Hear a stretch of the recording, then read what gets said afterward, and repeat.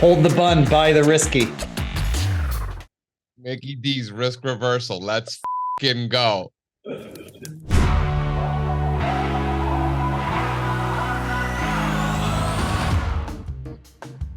Hey everybody, JC Parets here, founder of allstarcharts.com, and I am joined once again by my esteemed colleague, Mr. Sean McLaughlin. Sean, what's up? What is up, JC? Today's trade's got me hungry, but for all the wrong reasons. I know, seriously. All we've been talking about is McDonald's all day. This dude's eating like 30, he's eating McDonald's patties, just a patty by themselves from the burgers for the next 30 days to prove that it's not the McDonald's that's unhealthy, it's what you're ordering.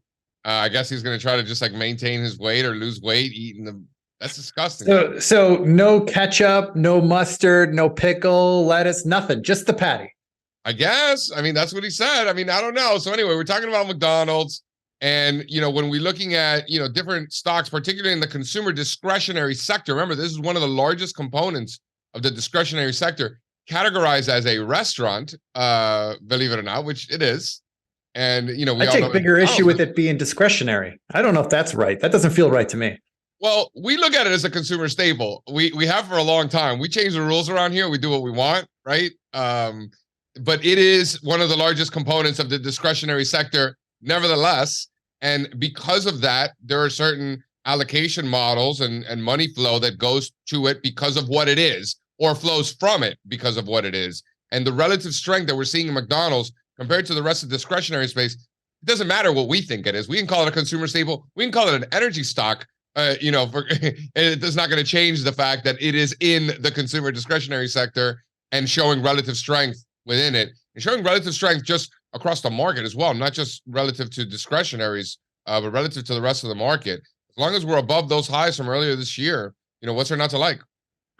Yeah, one thing that I really like about this trade is that we had that breakout there in early November, and then we've had what appears to be two healthy retests, you know, on a micro level there, where we kind of tested those levels and held. So at least in my eyes, this gives us an opportunity to leverage into a trade without taking a whole lot of risk. I mean, we're going to know if we're wrong pretty quickly, I think, in this trade, which is good. I would rather be wrong fast. I was going to say, with this type of trade, with this type of strategy, if it weren't as clean and if it was just more of a messy situation, there's no way that I'd want to put this on. Like, it doesn't make any sense. What I like about this, as you mentioned, is that the risk is so well defined, because if we break down and break those lows, it invalidates the thesis that this is an upside breakout, and therefore there's no reason to be in the trade, right? So I like the well-defined invalidation, if you will, which is more important than anything else, because what we're doing is we're putting on a risk reversal, or we're selling the downside puts, so we can't have exposure for it going lower. So if it goes down just a little bit, that's enough for us, you know, too much for our blood, but we're taking that money, we're buying out of the money calls, because if it does in fact hold, there's a high likelihood that it's going to go substantially higher. We take half off the table. We can sell our calls for twice as much, and then we got a free ride. Man, how'd I do? How's that? You're becoming a real expert in these risk reversals. I am impressed. So yeah, bring up that McD chart again one more time. I just want to point something out. So that green arrow that you see on the far right, that more or less points towards that low from earlier this week. And that low is right around 265. So that's the level. Okay. If we see McDonald's close, I don't care so much about intraday noise, but if we see it close below 265, that's it. That's the no bueno line. We're saying, okay, we're wrong or we're early. Either way, we don't like it. And we'll close the trade down for what would likely be a loss, but probably very small in that situation. Because like I said, if we lose in this trade, we're probably going to lose fast. That would be my bet. And there's not going to be that much deterioration there that we're losing. Right. And so we're selling, so the 265 is a level, right? But we're selling the 260 strike put, mostly because they don't offer a 265 right, I was going to say, put. I wanted the 265s all day, and I'm yelling at you about 265s. Like, JC, they don't exist. They don't exist. Right. Yeah, once you start getting into these higher priced stocks, they separate the strikes a little bit more widely. So we had to go with the 260 put, which is fine. They were trading for around 740. When we put this trade on, prices move around a little bit, right? But when we put this trade on this morning, or actually it was like an hour ago, I put this trade on. We were able to get a net credit of exactly $1.25. We sold the 260 puts, and we took those proceeds and immediately purchased the 290 calls. And the calls were a little cheaper than the puts were. And so therefore we earned a $1.25 credit putting the whole trade on, which is nice, JC. It's amazing. We're getting paid to do this. We haven't even made any money. We're already making money. Come on. We're getting paid to do this, which is nice. And look, as long as our stop loss level, the 265, as long as that never gets touched, which it very well could, but if it doesn't, then at the very least, we're going to walk away with the credit that we just collected today. That will be ours to keep because all the options will expire worthless if McDonald's goes nowhere.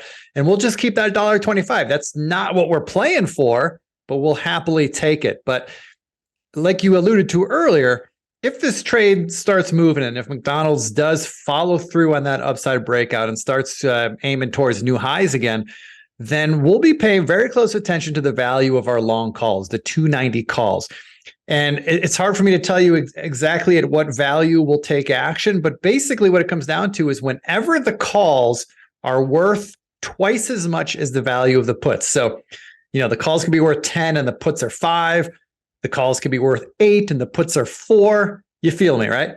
Whenever the calls are twice the value of the puts, then we're going to sell half of those calls and use all that money to completely purchase back every one of our short puts. And doing that, we'll do it for probably a small net credit, not a big credit, but more importantly, we'll do that for a credit. We've already got a credit in the trade. Now we're holding half a long call position and we can't lose no matter what. We've already got a credit embedded in the trade.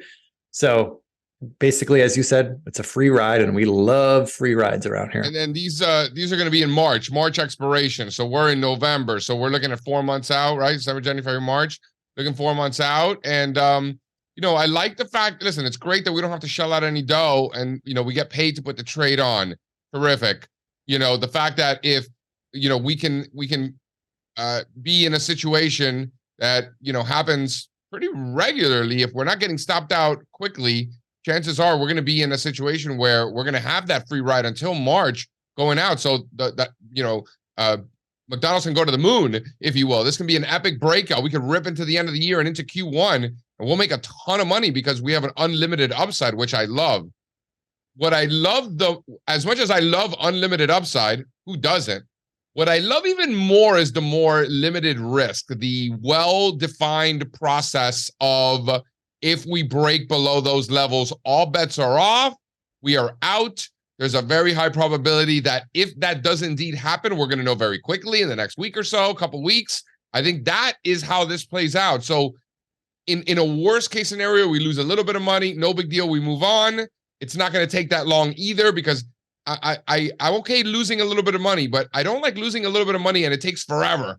Losing a little bit of money and knowing quickly is the best way to find out you're wrong.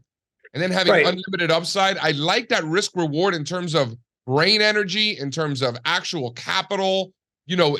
Everything we're doing here is skewed in our favor in terms of risk and lifestyle is sort of how I look at it. Yeah, and one thing we should point out too is, when we're selling naked puts, and I know selling naked puts makes some people uncomfortable for all the right reasons, right? But here's the thing. We don't just blindly sell naked puts whenever something offers us high premium. We prefer to do it in either indexes where there's very limited gap risk, or in mega cap companies that have been around for a long time, companies that are very unlikely to see a 10 or 20% gap down overnight for any reason, but McDonald's already has earnings out of the way, so we don't have to worry about an earnings gap. McDonald's maybe McDonald's gets in the crypto business. We can have one of these. Well, if that happens, then who knows, man? The McDonald's coin, the Mickey D coin. It's coming. Coming to a Happy Meal near you, Johnny. Yeah. So we put this trade on today, and I'm already thinking about dinner plans tonight, JC. So Big Macs all around tonight. What do you what do you say? Honestly, I've been asking my wife what she wants for dinner all day since I woke up this morning, and I think it's going to be a decision that I'm just going to have to make because nobody seems to want to help me out and have this conversation. So I might be making the executive decision. I don't think I'm going to McDonald's for dinner though. Come on, man! Big Macs for the house tonight. Let's do it. You think? I don't know. We could probably do better than that. Listen, let's be bullish on the stock, not so much the cuisine. You know, how about that? All right, we'll go get McDonald's. I'm not having freaking McDonald's for dinner. All right, guys, listen. Let's go over the trade again.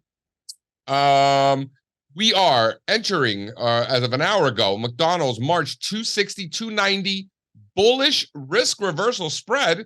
That means we're naked short the March 260 puts and buying an equal amount of the March 290 calls.